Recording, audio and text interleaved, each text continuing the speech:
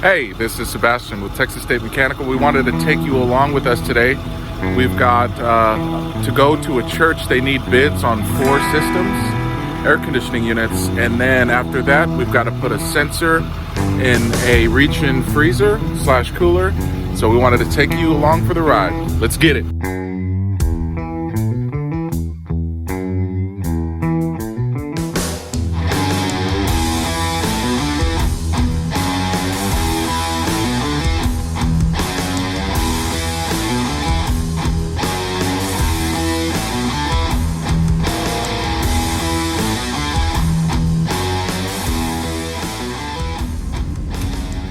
Alright, I'm on my way to the church that wants an estimate for 4 complete changeouts.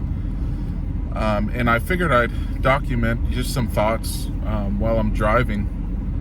It takes a lot of focus, at least for me, because, I'm crossing the threshold of, my whole life I've done the work. I've made these things happen on the work side, installing, soldering. But it takes a lot of focus for me to cross over into making a plan to make it happen. Things I'm thinking about on the systems that are existing, is the copper line sets for each system. Are they good? Do they have leaks? Are they compromised with micro leaks? Is the ductwork sized right for these systems? Are the breakers sized right? You can't just go in there and replace each system with what they have. As a contractor, save 4 minutes. You've got to Whitechapel Boulevard. The GPS. You've got to think that you're liable for all these things, and so they're just it takes focus to organize your thoughts. Make sure you're doing the right thing, the best thing for the customer to keep everybody safe. 1.7 miles. Do Turn a good left job. North Whitechapel Boulevard. And make sure, sorry about the GPS, and make sure everybody's happy. At the end of the day, it's about the customers. It's about providing a good service, and just contributing to society, people around you, being a good person, doing good business. That's what I value. So it's a lot to think about, but I'm getting better at it, each month, each year. I'm getting better at knowing what to look for on these kind of jobs, what to change, what not to change, how to retrofit a system and have a plan and have everything, your workers, you being at the best efficiency. That means like everybody working together and getting it done fast, not taking too long to shoot a quote to these people.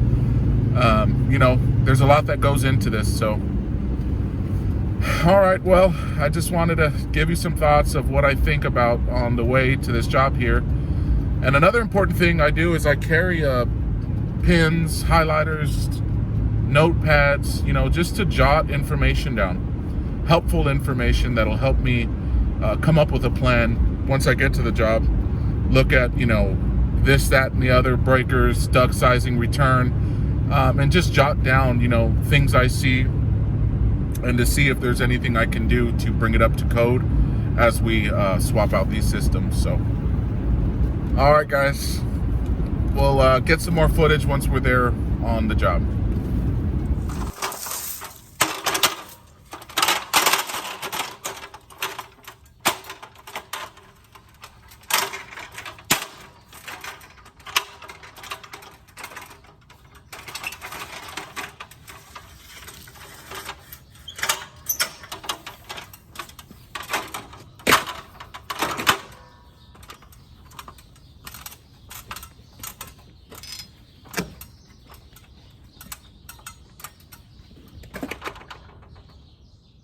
Here are the outside units.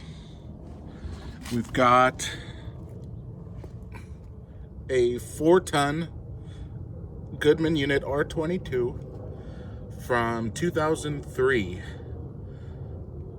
So that's info on that. Another 4-ton unit, 2003 R22. We got, this is a Carrier. And this looks like a 5-ton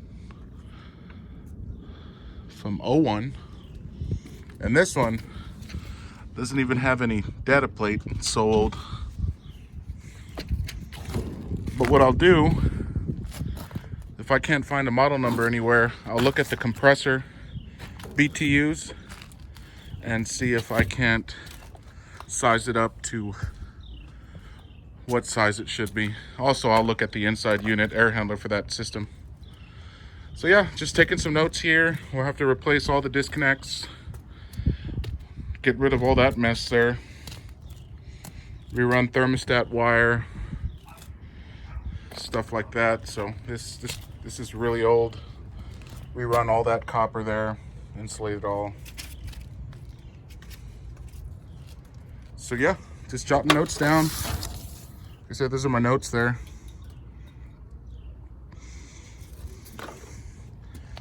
And one thing to pay attention is these are 3-phase units, and it's good to jot down that information because a lot of these residential systems are single-phase units. So you got to double check everything and make sure you consider everything when ordering new equipment.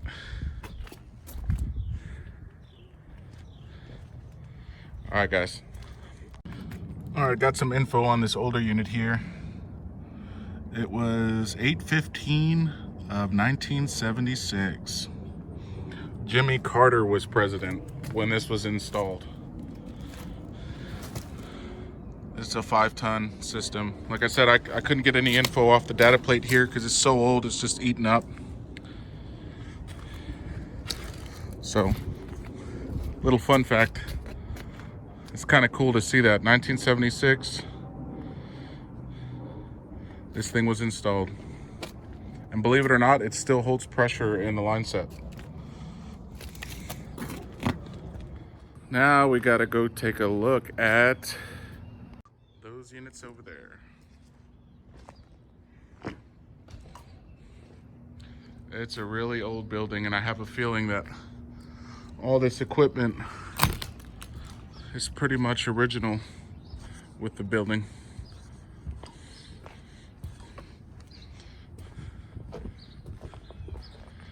So it's time to replace everything. The rooftop units for the sanctuary. These units are from 1986. So they were 2 years before I was around. These have been installed, which is pretty cool to think about. But anyways, wanted to give a tip to those, like if you run into a rooftop unit and the data plate is ineligible, if you take off the control panel where all the controls and the compressors are at, they normally put stickers on the inside of these units with the model and serial number. That way, you know, in there you're protected from the outside elements. Out here is the first thing to wear. So yeah, we'll get them a quote on those 4 condensers on the other side over there, complete change outs, and we'll give them some recommendations on these. I'll come back on Tuesday, start them up, and see if any of these are worth saving or if they just need to be replaced. So yeah, on to our next call. We've got to install a sensor for a refrigerator / freezer. So let's go to work.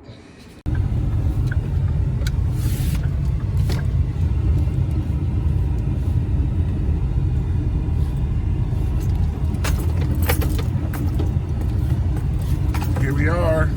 Pick up the sensor and let's go install it.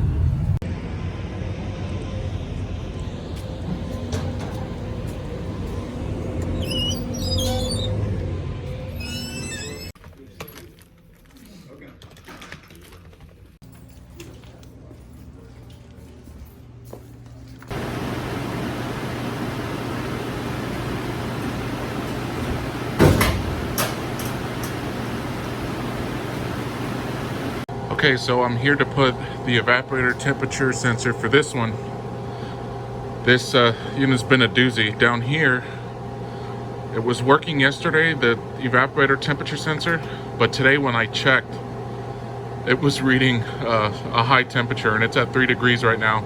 That's at 35. This one's reading 180, and this one's reading 150, something like that. But here's how we look at the evaporator sensor. So we go here, we type in A1, gets you into the parameters.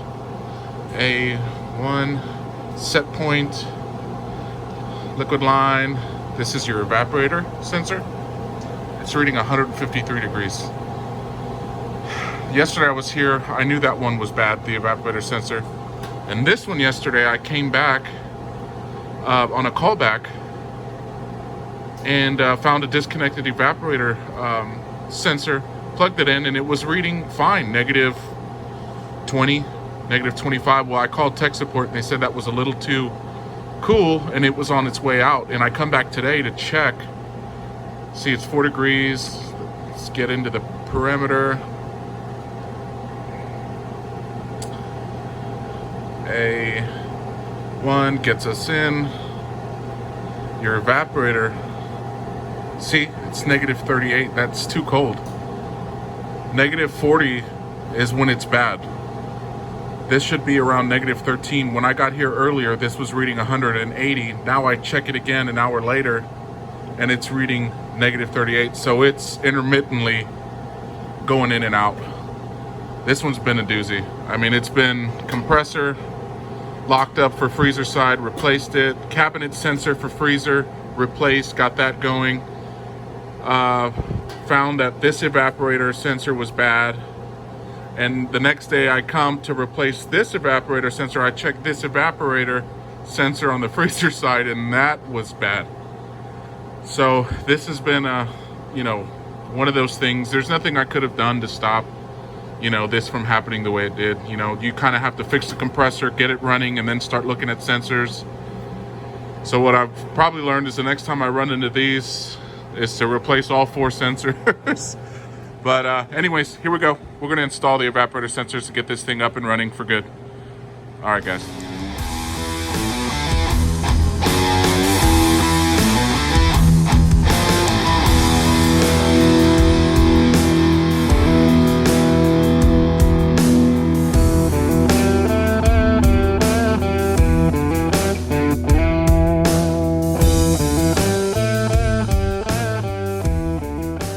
What I found helpful running these sensors through the cabinet is I have a fish tape. I tried to run the sensor in by itself, but it just wasn't happening. It's got 2 grommets to go through. So I just ran the fish tape up through both grommets and connected my sensor.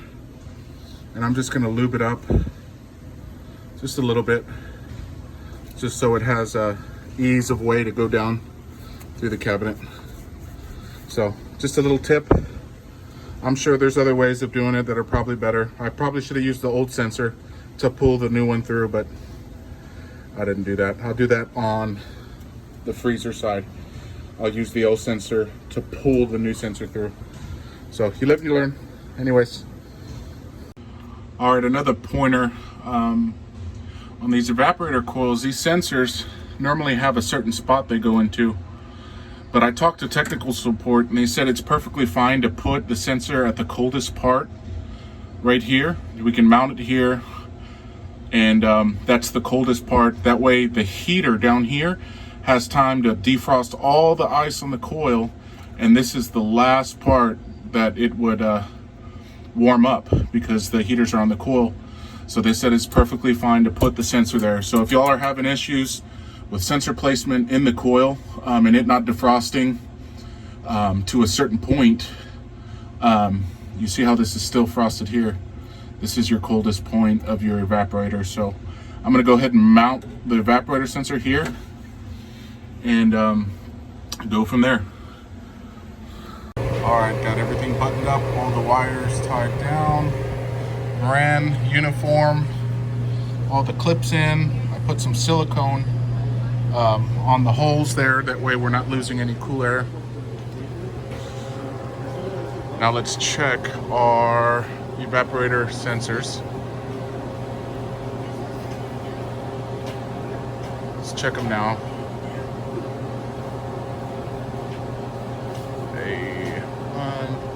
Set point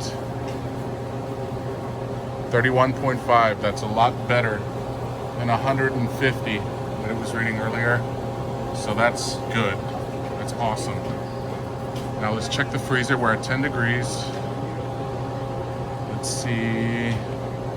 This one was reading negative 38 or 35. A1 set point. Evaporator, negative 5. That's a lot better than negative 35. Negative 40, that sensor's bad. If you ever check the evaporator sensor and you see negative 40, that's bad. But this is negative 5, so that's perfect. A lot better. So I'd say we're good to go on this one.